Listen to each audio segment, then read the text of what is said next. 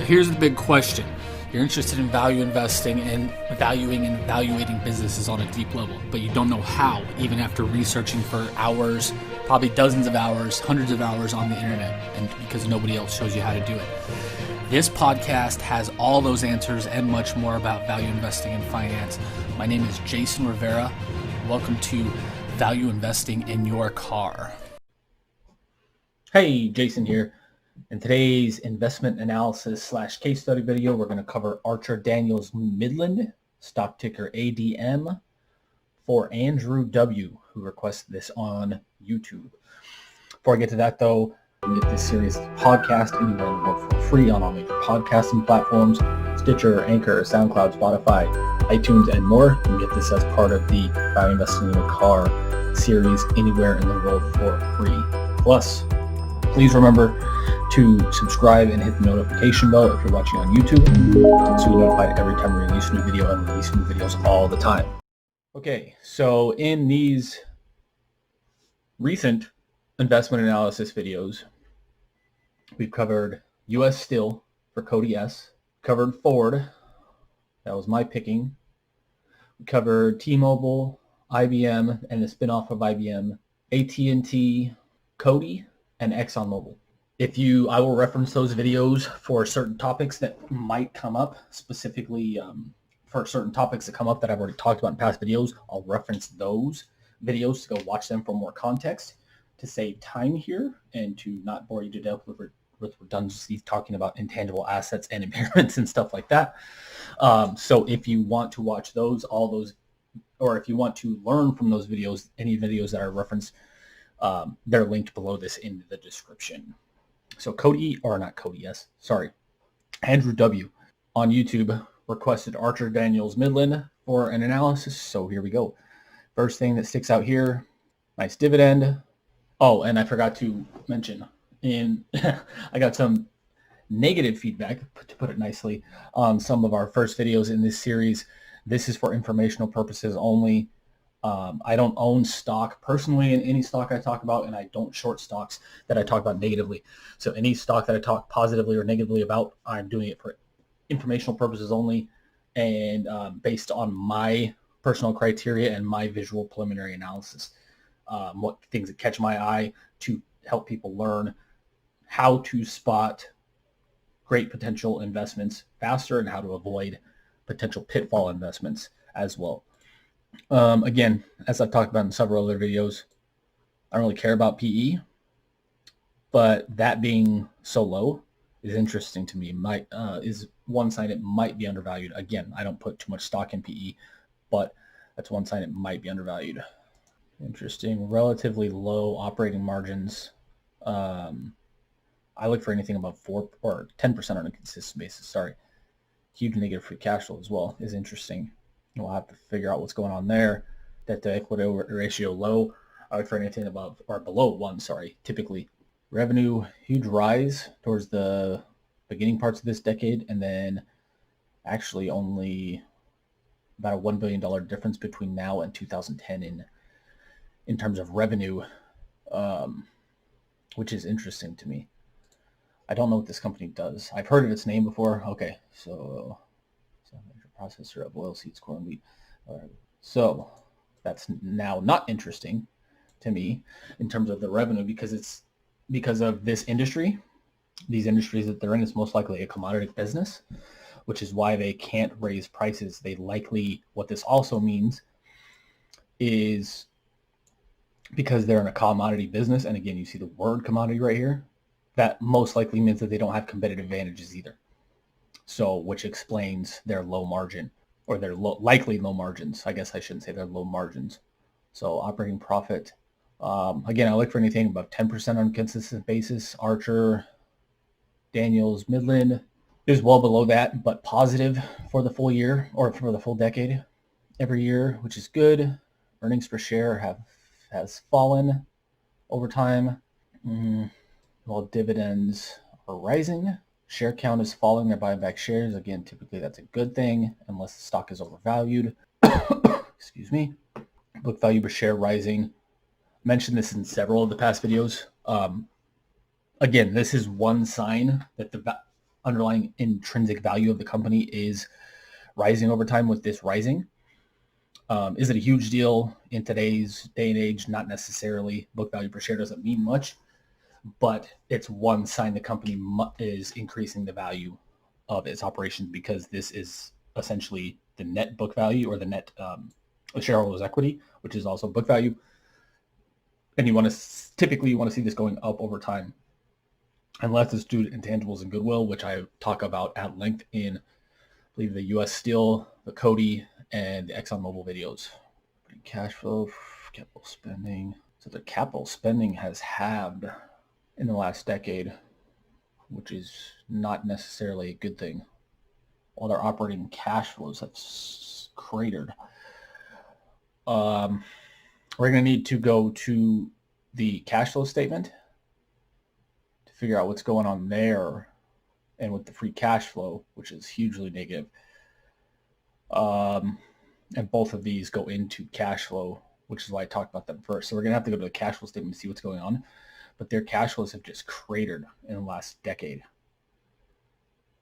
Even before this started. So in 2018, 2019, and most so far this year, their cash flows have just cratered. So maybe that could mean more competition. That could mean they're having to lower pricing, costs rising. Could be any of those things, which again, we'll find out more when we look at the cash flow statement. ROIC, good. Not great. I look for anything above 10% on a consistent basis for this one. So this is good, not great. This being higher than this means the company has debt. In this case, because it's so close, it doesn't have that much debt, and that kind of lines up with the debt to equity ratio. But again, we'll see that more closely here. Again, huge cratering of free cash flow in 2018. We need to figure out what's going on there. Low cash levels, which makes sense because their profitability and cash flows are both low. Short-term debt, low. Long-term debt, relatively high, but that's as a percentage of the balance sheet. So we need to figure out the absolute numbers. And then here. So now is as good a time as ever to talk about the cash conversion cycle. So bear with me, this video is about to get a little bit longer than my normal videos, but this is important. So the cash conversion cycle is, to me, one of the most important metrics that I look at. And frankly, pretty much nobody else talks about it. Essentially, this cycle is the cycle money takes, or the money that cash takes from a company to turn cash into inventory, to turn that inventory into sales, and then turn those sales into more cash. It's the entire cycle. So the faster this turns is what it's called, the better, because it means the company can get cash faster.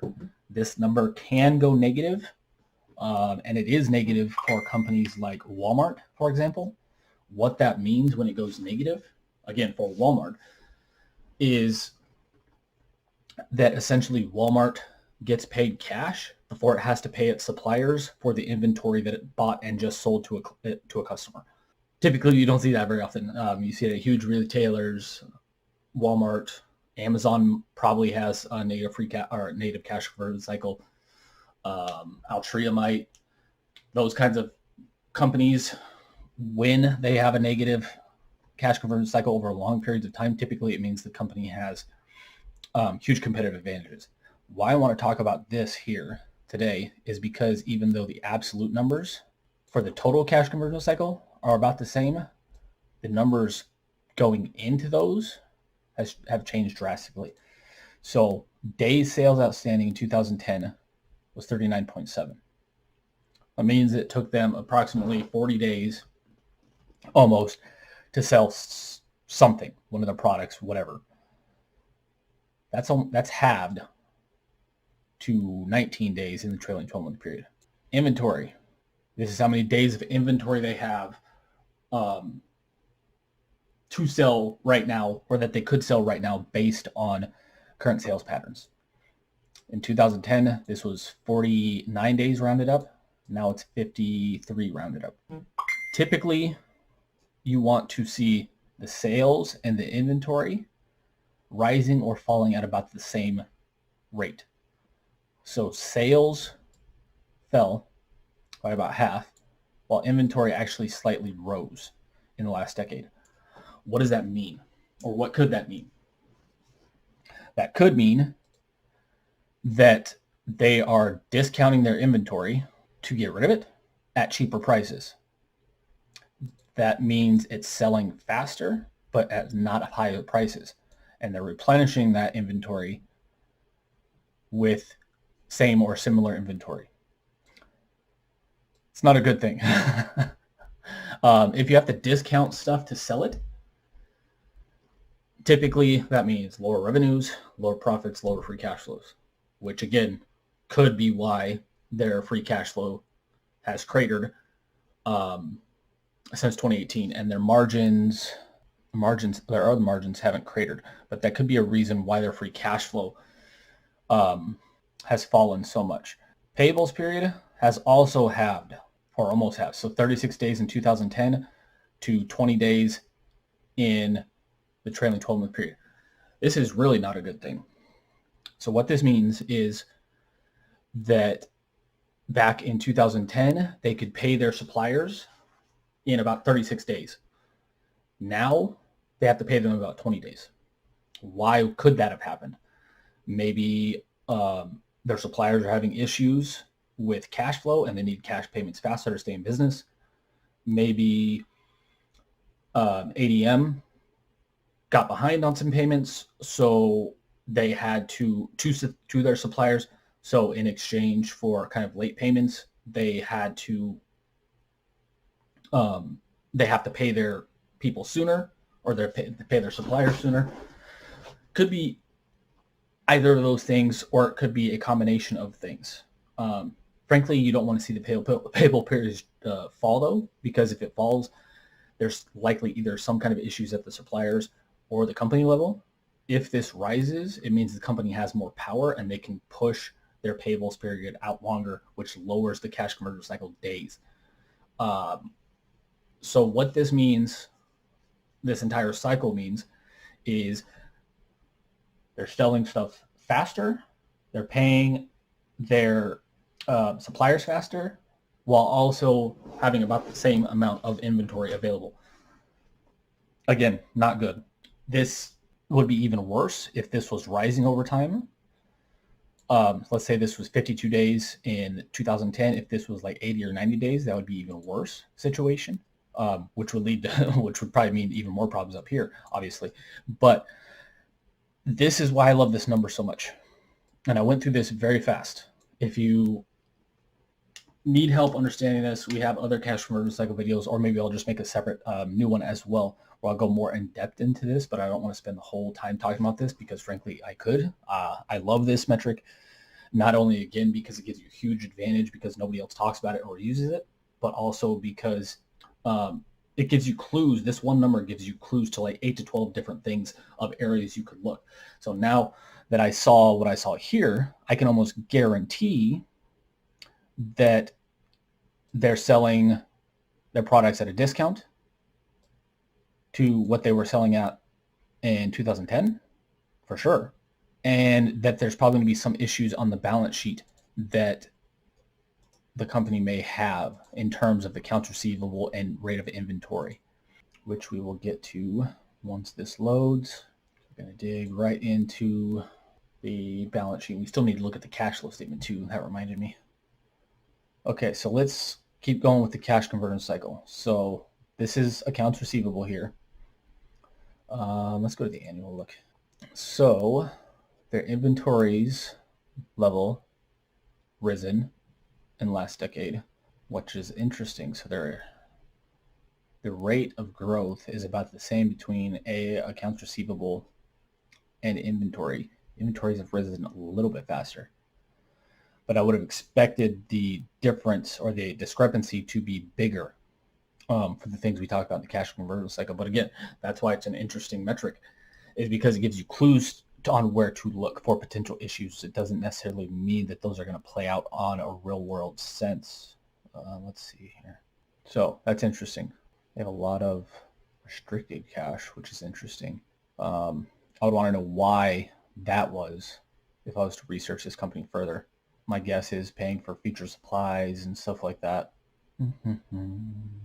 Anything else of interest on the balance sheet? Goodwill, the intangibles make up a decent amount of the company. Again, I'm not going to talk about that here. If you want to make sure, learn about that, go to some of the other videos I mentioned, the Cody, ExxonMobil, and I think the U.S. Steel ones are the ones I looked in, or I talked about, the intangibles and goodwill. Okay, so payables, that was another issue on the cash conversion cycle. So the payables are down.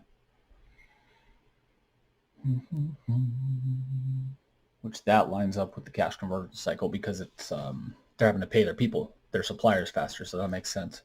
Decent amount of debt. Equity here.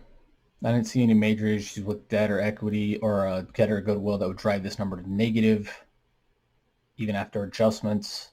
So I'm not going to talk about that here like I have talked about in other videos. Let's go to their cash flow statement. Ooh, that's the valuations. Aha. So we didn't find it on the balance sheet. Another area to look for potential impairments, or not impairments, sorry. Yes, impairments, but also issues with potential inventory is here. So they've been slowly impairing assets. This could be inventory. Without going to the footnotes for each of these years, it's impossible to know, but my guess is that they've either discounted inventory significantly or they've had to impair it. That would be my guess here. This could also be goodwill and intangible assets, stuff like that. But also, impairments aren't really ever good. So it doesn't really matter what it's for at the beginning stages of what we're doing here. Yes, I would want to know specifically what it was if I was to delve further into this company. But at the beginning stages, impairments aren't really good. I can't really think of a case where impairments are good. So, away from operations. So here is where change in deferred assets or liabilities. This is why their cash flows tanked in 28 or 2019. What that could be is it could mean they sold an asset and that they had to pay taxes on, like a deferred tax, or like an entity that had deferred tax assets or liabilities on it could have sold that, which would actually in this case cratered free cash flow. It could have sold the business at a loss. Again, unless we were to dig into the financials, we wouldn't know specifically. But one thing I can do is see if they sold anything. The trade war between the U.S. and China. That's why their cash flow is cratered. So this is why this is fascinating, because every time I go through this, I notice something. And I do the same process for literally every single stock I look at, which is how I am able to discard terrible companies fast and find great stocks faster. So they're having major issues due to the Chinese-U.S. trade war, which makes sense because they sell a lot of agricultural products, and there were tariffs and the trade war between the two countries, and then all of that. That's frankly still kind of undecided as of this time, especially with the U.S. election tomorrow as of this recording. So we figured out why their sales have cratered, or why their free cash flow is cratered. Still doesn't explain that specific number, or that specific number, the $7.8 billion in 2018, $7.7 billion in 2019. But they likely, they did lose a lot of money due to the trade war. So they might have sold assets at a loss. They might have done something along those lines. But that is why their cash flow is such hugely negative. And that's also why their cash conversion cycle has fallen in the last decade as well, or at least specifically in the last 2 years. Actually, it rose, which makes more sense, duh. So I said that backwards. When it rises, it's bad. When it falls, it's good. these are general rules that are pretty typical for the cash converter cycle. When it rises, it's bad. When it falls, it's good. So it's the inverse. So 2018. So yeah, so that makes sense that it's cash converter cycle rose since 2018 when this trade war started. So that's, yeah, the trade war between the U.S. and China explains a lot of Archer Daniels issues with their cash flow and all the stuff we talk about with the cash conversion cycle. Because of these issues, it is undervalued on a PE, price to cash flow, and forward PE basis. I look for anything under 20 on these metrics. Frankly, I don't use these metrics that much. I use EV to EBIT because this number includes debt and cash. And since I want to think about a company or as a potential investment as an entire business owner, I want to know what debt and cash are. When you consider that, it's about 17, or it is 17 rounded up on the EV to EBIT number. On that metric, I look for anything below 8. So on that metric, Archer Daniels Midland is overvalued by a little bit. Fairly valued to slightly overvalued is I would put the Archer Daniels Midland in that category right now. So what are my kind of final thoughts on ADM after looking at this for Andrew W? Is it's an okay company. It's not great. It's not terrible. It's not going to implode. I don't see any issues with its debt or interest payments or anything like that, like some of the other things we talked about in other videos that companies literally that could implode. It's okay. I wouldn't personally invest in it because it doesn't earn high enough returns for me. But this is why, again, why value investing and investing is great, is because just because it doesn't meet my criteria doesn't mean it won't meet other people's criteria. But what I look for is it's more extreme in many cases than even most value investors. But yeah, I mean, that's that. I'm trying to figure out something else to say about it, but it's just kind of okay company, in my opinion. Not good or not great, not terrible, just kind of somewhere in the middle, kind of a meh company. Pays a healthy and growing dividend, so it might be a good dividend play. But again, on my initial look, it looks to be slightly overvalued, fairly valued to slightly overvalued, and its margins are low, and its free cash flow is negative and Cratered due to the Chinese trade issues. So until that's kind of fully situated, depending on who the U.S. president is and the Congress and how that all settles tomorrow, as of this recording, that could be settled. But again, even back when it was kind of at its height, its margins still didn't meet my threshold, and its free cash flow, while positive, the other margins do not meet my threshold. So, yes, just kind of an okay investment. Nothing good, nothing great. I wouldn't buy it now, but I also wouldn't sell it now necessarily if I owned it either. I might just hold it. So, but I hope this helped, Andrew W. I hope you found this interesting. You said you were going to show me your analysis of ADM after I did this one.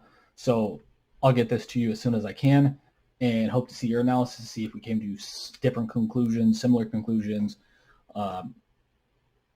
Frankly, again, another reason why investing in value investing is great is just because we can have completely different outlooks on a company or similar, and frankly, it doesn't matter. The only true marker is what the stock does over time. So I hope this helps. If I missed anything, if I didn't explain anything well enough, especially the cash conversion cycle, that's a little bit of a fuzzy concept to understand. It's kind of a weird concept. So if you want me to make another video specific on cash conversion cycle, let me know.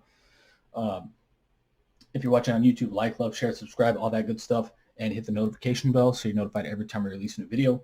We're releasing new videos all the time. If you're listening on the podcast, like, love, share, subscribe, all that good stuff. Download and leave a review. We'd really appreciate it if you left a review, because the more reviews, views, and listens we get to our content, the more people we can help. If you want to learn for free how to evaluate stocks faster like this, you can get our free resources below, our valuation and profitability metric template, which is part of our 5 free gifts below. You can get that with your email address by putting in your email address and joining our mailing list. You get our 7 tips to picking great stocks and 3 times you must sell guide for free as well below. And you can also get a free PDF copy of my book, How to Value Invest, for as well. If you're looking for more specific help and how to learn faster, how to learn valuation techniques, and how to learn faster, make sure to check out our masterclass at the links below as well. But until next time, have a great day. Talk soon. Bye.